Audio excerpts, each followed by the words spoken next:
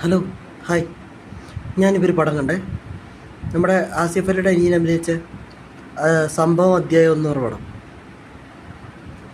എടേ, എന്തോന്ന് പടപാടാ ഇത്?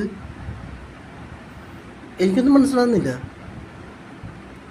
എന്ത് ഭ്രാന്ത് കണ്ടുകൊണ്ട് എനിക്ക് ഭ്രാന്തായതാണോ അതാ ഈ പടം എടുത്ത് വെച്ച് അവർക്ക് ഭ്രാന്തായതാണോ? എന്തുവാടേ ഇത്? എന്തുവാ ഒരു കിണ്ടിയും മനസ്സിലാവുന്നില്ല. അതായത് നമ്മൾ എന്തെങ്കിലും ഒന്ന് മനസ്സിലാക്കി വരും. നമ്മൾ എന്തെങ്കിലും ഒന്ന് മനസ്സിലാക്കി വരുമ്പോൾ അവിടുത്തെ കണക്ഷൻ അങ്ങ് പോകും. വീണ്ടും നമ്മൾ ലൂപ്പ് ചെയ്ത് വീണ്ടും വരും. വീണ്ടും നമ്മുടെ കണക്ഷൻ പോകും. അതുപോലെ തന്നെ നമ്മൾ വീണ്ടും കാണും. വീണ്ടും നമ്മുടെ കണക്ഷൻ പോകും. മൊത്തത്തിൽ കണക്ഷൻ പോകും നമ്മുടെ പടം. ആ പടം കണ്ട നമ്മുടെ കണക്ഷൻ പോകും. എടീ, ഒരുമാതിരി ഇങ്ങനെയൊന്നും പടം എടുത്ത് വെക്കില്ല കേട്ടോ. ഇത് ഈ ടൈം ലൂപ്പ് എന്നൊക്കെ പറഞ്ഞാൽ ഇതൊരുമാതിരി മനുഷ്യന്മാരെ എന്തേലും ഒന്നും മനസ്സിലാവണ്ടേ. നമ്മളൊന്നും മനസ്സിലാക്കി വരുമ്പോഴത്തേനും അവിടുന്ന് ആ കണക്ഷൻ കിട്ടും. വീണ്ടും ചുറ്റിത്തിരിഞ്ഞ് വീണ്ടും വരും.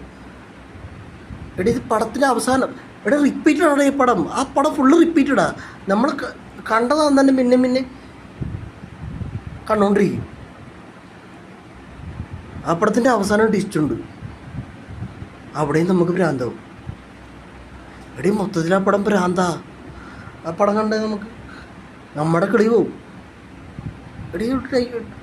ഈ ടൈം ലൂപ്പ് എന്നൊക്കെ പറഞ്ഞാൽ ഇത് മൊത്തം കറങ്ങിക്കൊണ്ടിരിക്കോടെ കണ്ട് എനിക്കറിയാൻ പാടില്ല ഇത് എന്ത് പടം. ഒന്നും മനസ്സിലായില്ല, സത്യം ഒന്നും മനസ്സിലാകുന്നില്ലേ. നമ്മൾ കണ്ടു നോക്കട്ടെ. ഹോട്ട്സ്റ്റാറിലുണ്ട് പടം. ഹോട്ട്സ്റ്റാറിനകത്തുണ്ട് സംഭവം അധ്യായം 1.